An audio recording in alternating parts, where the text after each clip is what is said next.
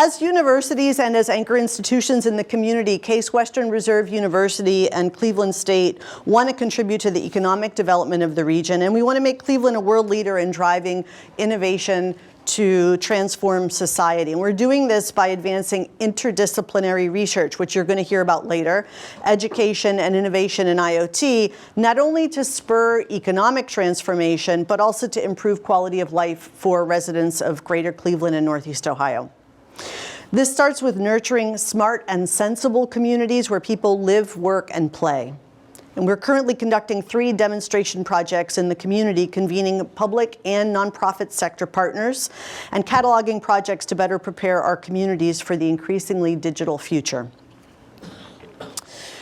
According to McKinsey, the economic impact of Internet of Things globally is expected to be at least $4 to $11 trillion by 2025. That's with a TR in front. We, the IoT Collaborative, along with many of our partners that are in the room today, are working to gain more than our fair share of this opportunity for Cleveland and the region.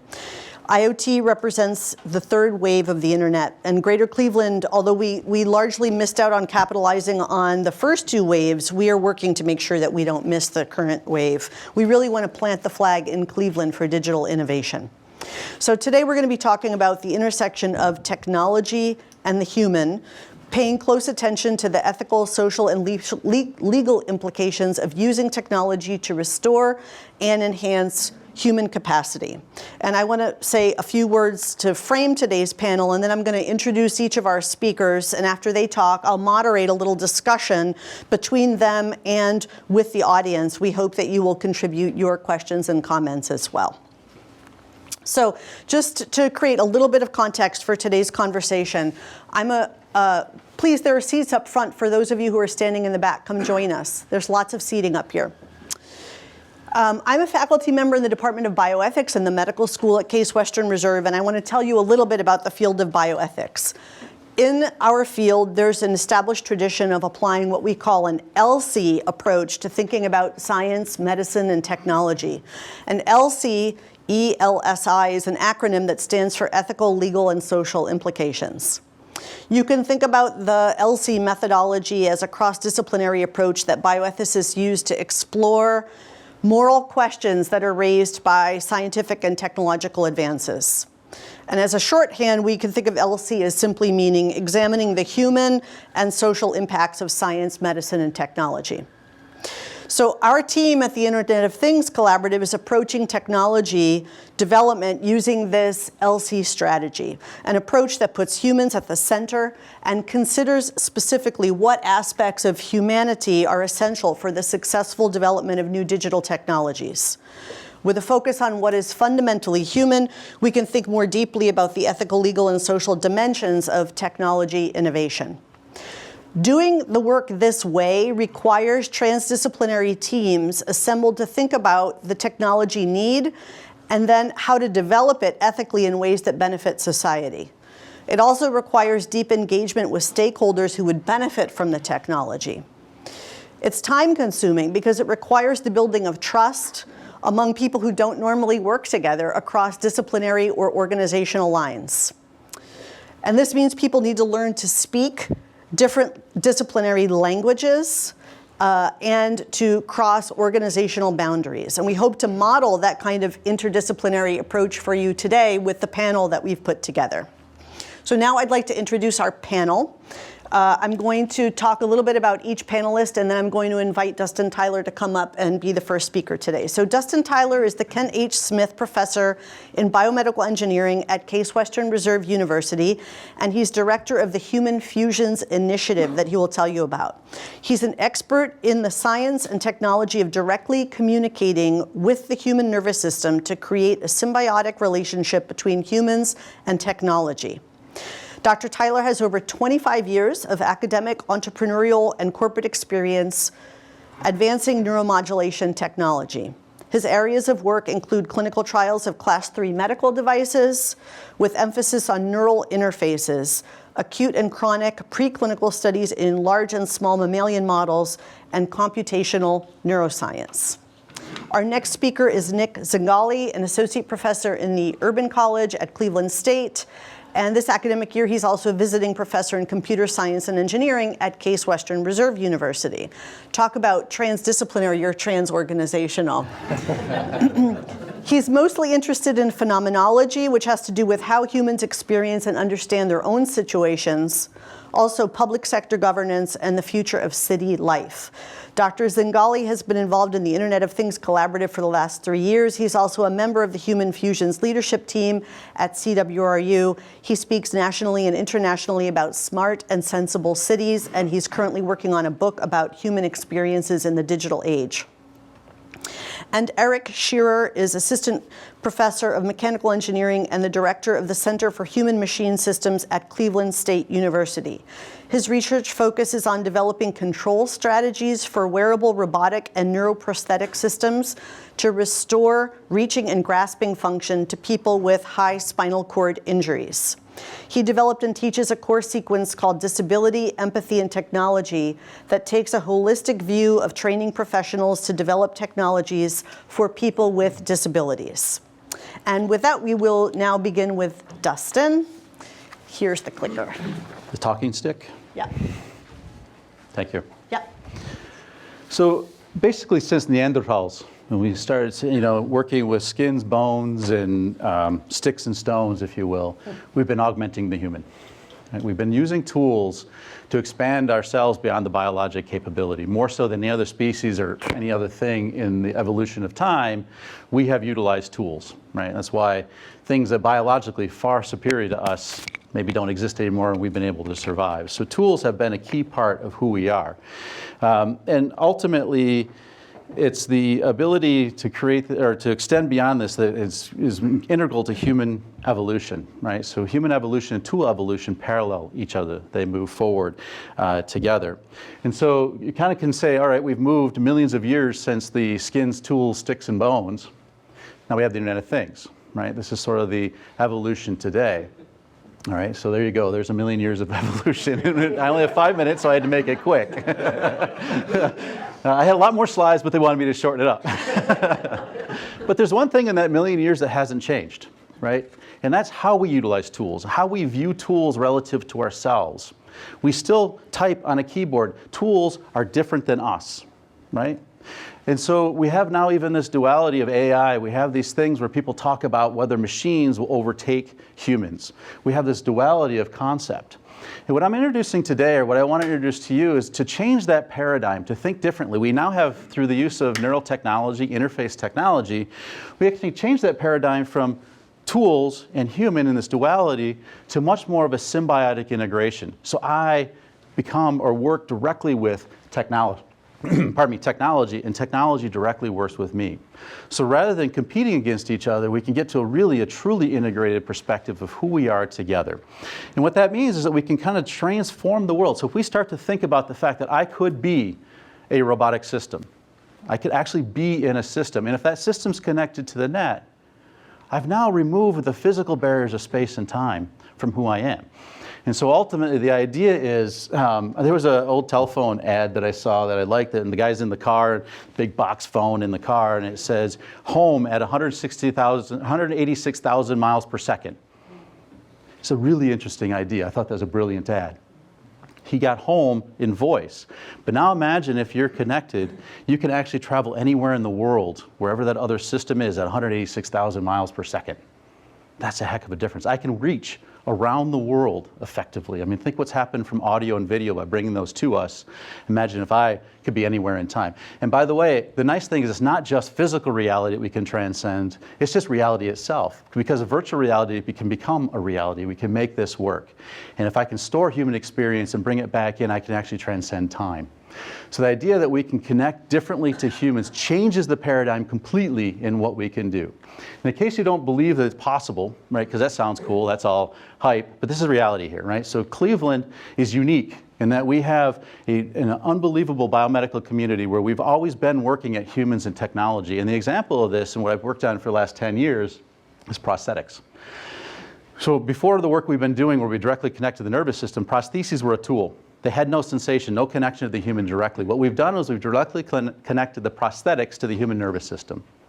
And so now when that prosthetic touches something, a tomato or an egg or whatever, Our user feels that. And it's their hand that they feel. So think about this quote that our subject gave us. When I'm using the prosthesis without sensation, when I'm not connected, it's just a tool. It's on the end of his arm. It's like you or I with a grabber. Any other tool we use today. As soon as we turn on sensation, he says, it's my hand. That's transformative. Because that's a robot stuck on his arm, arbitrarily stuck there. I can put that thing anywhere in the world. You know what it'll still feel like? His hand. He can now put his hand anywhere he needs it. Think if I'm welding on the bottom of the ocean, or if I'm trying to work out in space. I don't want to be there biologically. Oh, we'll take Fukushima. That's a good one. I don't want to go clean up. So biologics is a bad place for me, yet my intelligence, other people's intelligence, creativity needs to be there. So now we can put them there physically, we can move them anywhere, but take them, the essence of who you are, and connect it. That's transformative. And so now we get this idea where we can extend the human over the internet, over time, over space. We can connect not only people to machines, but people to people. And this is where the ethical considerations come in. We can connect people to art directly. Right? How powerful is a movie when you hear the sound, the booming, boom, boom, boom. That's what transforms us. It's trying to create this response in us. But what if we can actually feel what the actor is feeling outside of the whole horror movie thing? I don't think I'd like that so well. But this is transformative in the sense that the person and the technology become a symbiotic union, not separate, but the same. And so that can turn us from this Internet of Things, where the human works with or interacts with the Internet, to being in the Internet, to being part of this technology. And so that's the thing that's what Human Fusions is working on, is the technology to make that happen. Where do we push it? How do we extend? What can it do? And that's the case where, in terms of now, we look at this as a multidisciplinary thing, right? And I think one of the challenges of technologies has grown up for technology's sake. Look at Facebook. Not to call out Facebook per se, but it was growing up. It grew up because of technology. It was a cool thing that you could do as a software engineer. It's run away because we didn't start by considering the human aspects of that at the beginning, outside of financial. We didn't consider the ethical constraints that have to come into this, right? So from the Fusions perspective, we're now putting ourselves in the internet. That is a huge ethical question. It's not, so we shouldn't do it. Every great thing has ethical questions, but we should do it responsibly from the beginning. So that brings in the ethical components. If I'm looking at down the road, what does it mean to interface with art directly on a connection level? I need art. I need people that do art, that work with this stuff, to talk with me. How can I actually transform the human experience now that I have a new way of interacting with it? And so for things like social networks, customer interaction, consumer experience. I mean, thinking now in the case where I could feel what I'm going to wear, or I could work in it in different ways. These are important things, right? And I think it really, actually, we got to start to ask the question more broadly, what is our relationship with technology? We all, in companies, have workers. We have places where I use tools, right? And there's a fear that that tool is going to replace my job. Let's change that transformation. Let's ask, what if that tool is a part of, what if I start to think about the tool in a different relationship, right? How does that change the nature of work? Design of factors, if I don't need to biologically be there, I could actually change the environment so I don't have all this space for humans, right? How much of our factory space is built for the soft, squishy parts of myself, right? How do we train workers? If you can actually feel, if you're watching somebody twist a nut or do something like that, and you could feel the pressure that has to go on there while you're watching them do it, that's a different training, like, oh, too hard, oh, too soft, right? That's how you learn. But now I can feel it happen. The capabilities can change because now I can be the robot. I could be 20 stories high. And I can transform that to my experience of playing with Lego blocks, even though they're 20-ton blocks that are moving in space, right? Field service, if I have to go out and I got to show somebody how to change a nut, for example. Okay, I can actually be there and do it. I can help them work through this directly. And then on the bigger picture is, what's the future of medicine look like, right? So we're using for prosthetics, but already we know in the biomedical area, we've changed things entirely in terms of how we do FES, which you'll hear about today, and working with people with spinal cord injury. The medications can't fix that. But think about Da Vinci and surgery, right? So right now you have this robot, you're over there in this weird world. But if I could actually put you in the body, and now when you're doing, for example, vascular surgery, even though the vessel might be microns in size, I can make it feel like you're suturing a wall, right? That's all transformations. But if I can connect the human that way, I can rethink everything, And then gaming, entertainment, and what other new industries can we do with this? So that's the introduction to it. I'm out of time, so that's the introduction of the idea of human fusions and the broad perspective, and I hope there's a lot of questions we have afterwards. Thank you.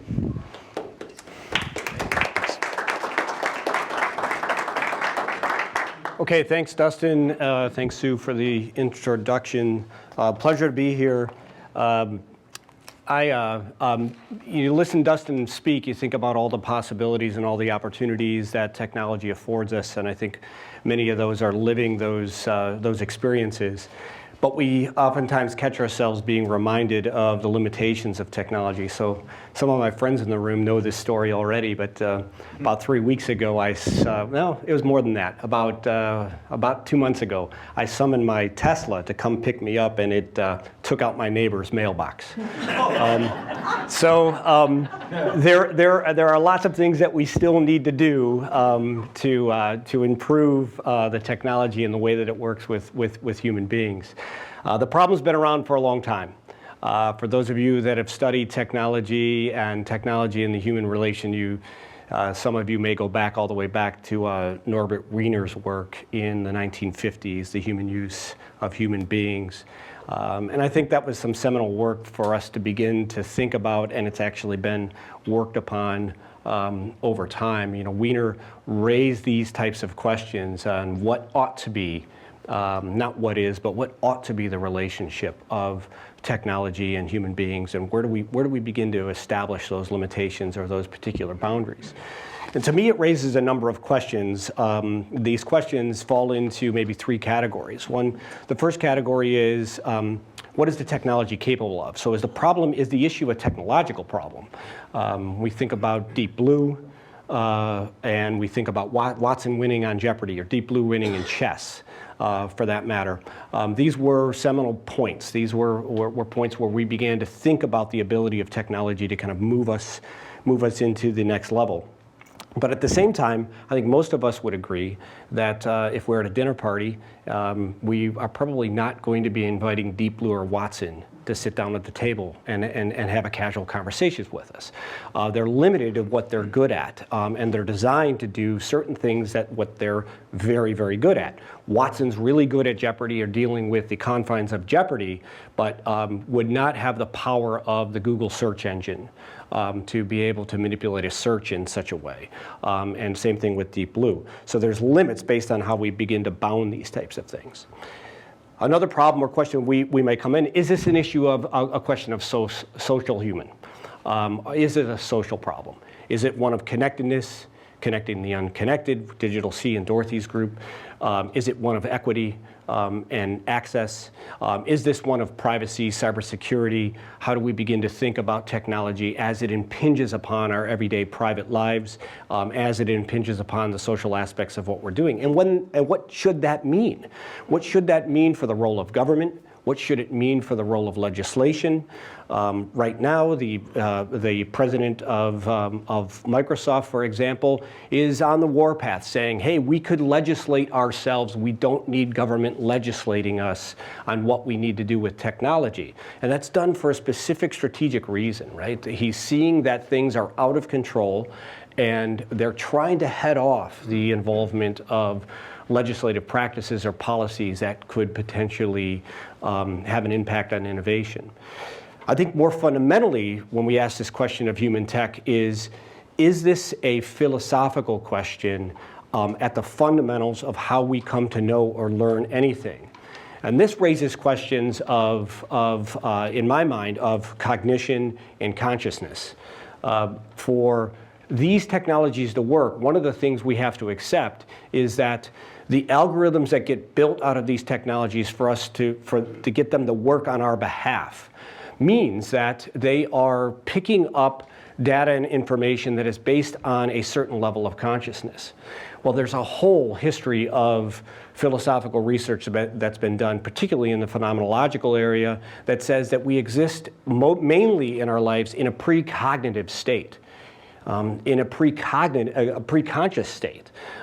Most of you right now are thinking about other things that are going on in your lives. You're also maybe thinking about the types of things that I'm saying, and you're formulating words. questions, whether to question me or critique me on what I'm saying, you're not thinking about the formation of those words. Those words are already there. They're precognitive. Okay? How do we begin to get a computer to think in a precognitive way? Is it even possible? There are those that are in the technological field saying it's not possible. So let's stop worrying about it. It's like worrying about population overflow on Mars. Like it is just unnecessary to begin to worry about it. But there are many who are saying, no, that's not the case. We're already working within this realm, and we need to be thinking about it in a more detailed way. So when I start to conceptualize this into the approaches to start thinking about this, what I think is most fundamental to all of these is this concept of science, how we begin to think and conceptualize science.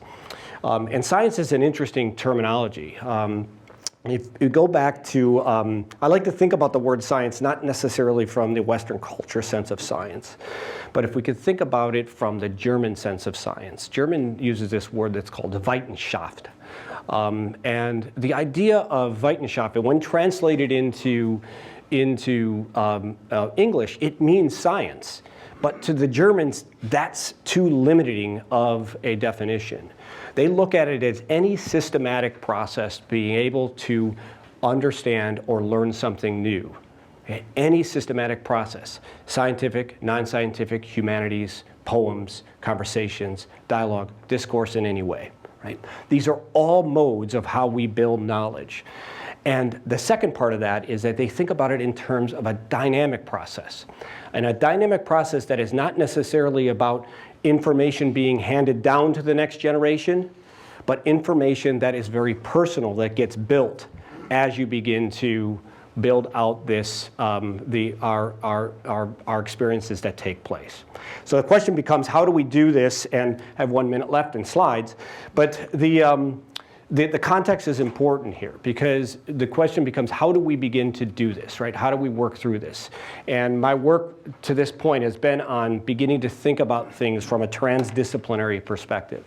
So you've heard Susan mention interdisciplinary, Dustin mentioned multidisciplinary. One of Dustin's slides that got cut out has a transdisciplinary slide in it.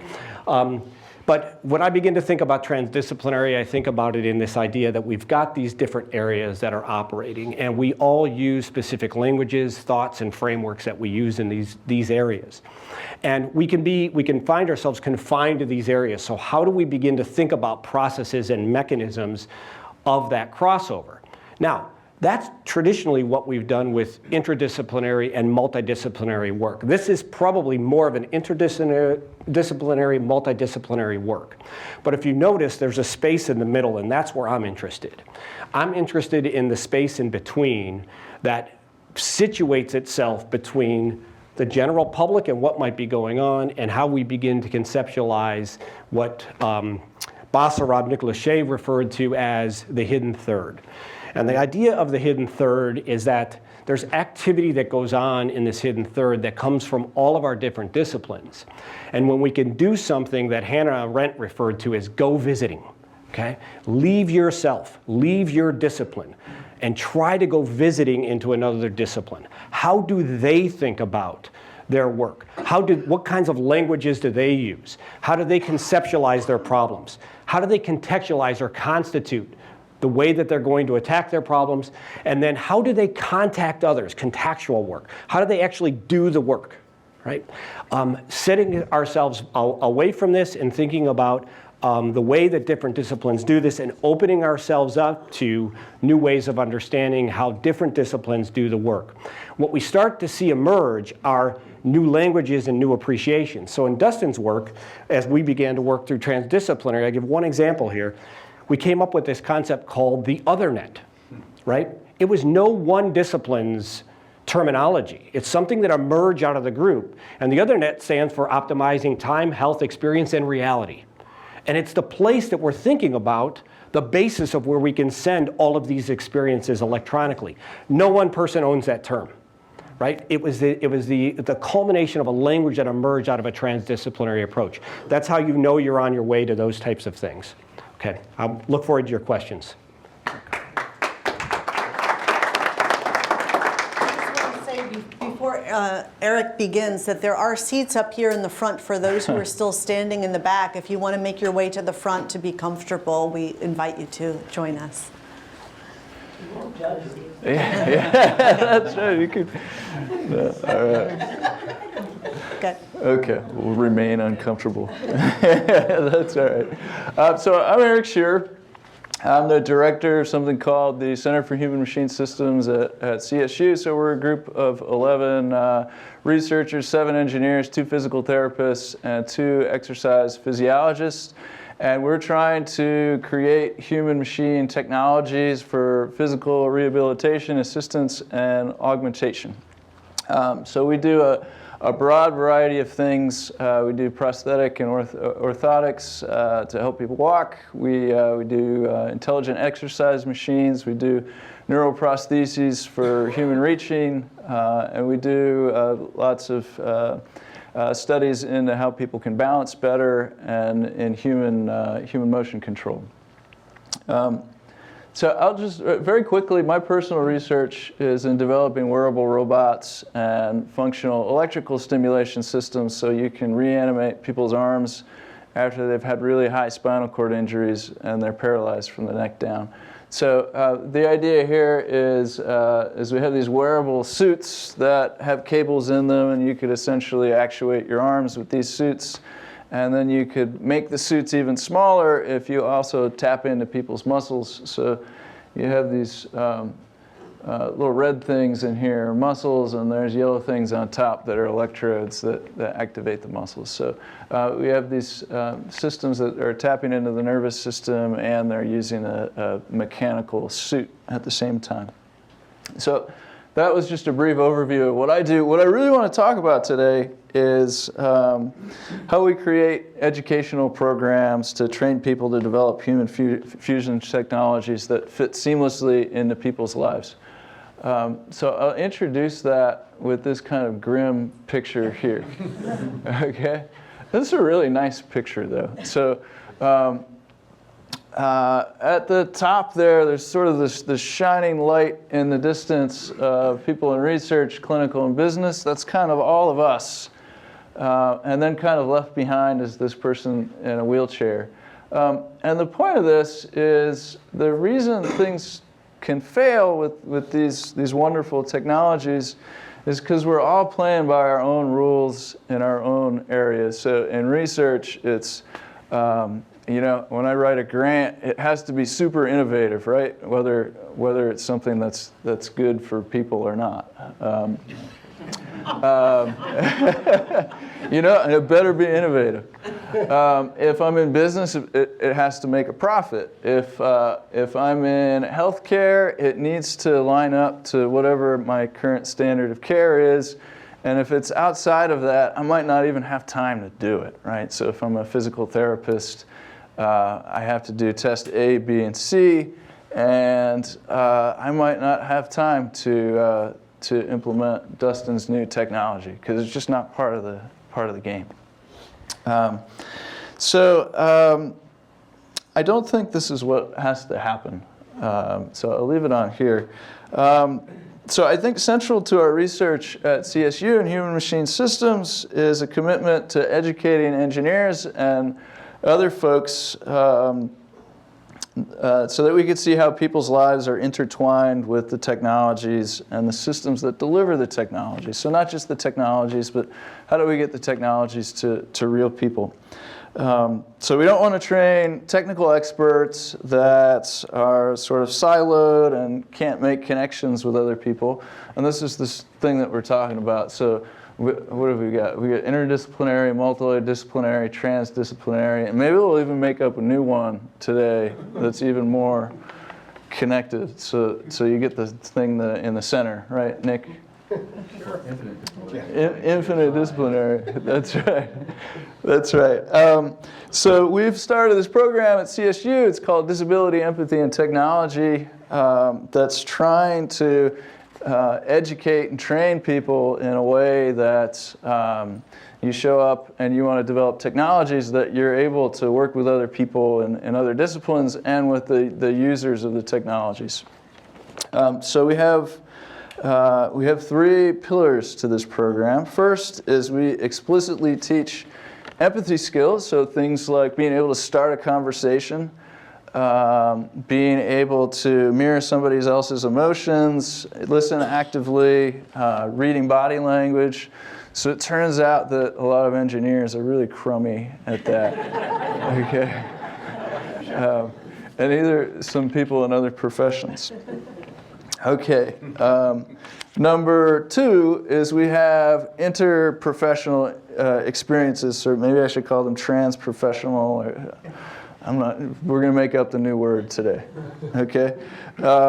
So this is a course sequence, but it's a general education course sequence. So in the constraints of the academic world, if you create a new course, it has to count for something for a student. So what we did is we made it so it counts for everybody. So, so any undergraduate can take the class. We've got our first cohort that's going right now. We've got 6 engineers in the cohort. We have 3 music therapists, which was unexpected that those people would sign up for a course taught by an engineer.